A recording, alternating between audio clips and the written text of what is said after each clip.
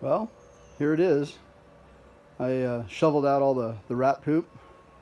Then I blew it out, realizing I was putting all sorts of nasty poop dust into the air. So then I hosed it out, and then I realized that wasn't enough, so then I pressure washed it out.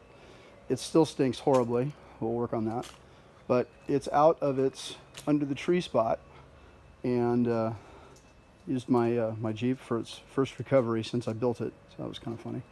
But yeah, so we're going to get it pulled back into the work on the 41 Ford Coupe project. And we're going to put an S10 chassis underneath it, which will allow for all sorts of good brake and suspension upgrades, and then completely customize the engine compartment and probably the firewall so that we can get a 6-liter iron block LS in there. I think it's an LQ9 that I got a hold of.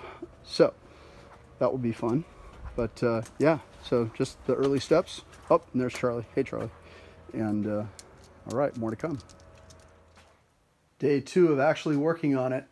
Got the rear deck lid off. That was fun. Bolts that haven't been out since 1941, I gather.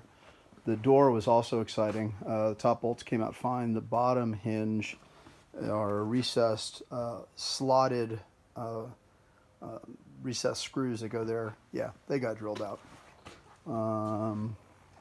Got the front end disconnected and ready to move, but I need at least one other guy to lift that up and over all the little bracketry to get that out. The hood's going to come off relatively easily if I don't cut my fingers off with the spring snapping. But yeah, so hopefully it's moving along. The front end off and the doors off will make it light enough to move around once the wheels are back on pretty easily.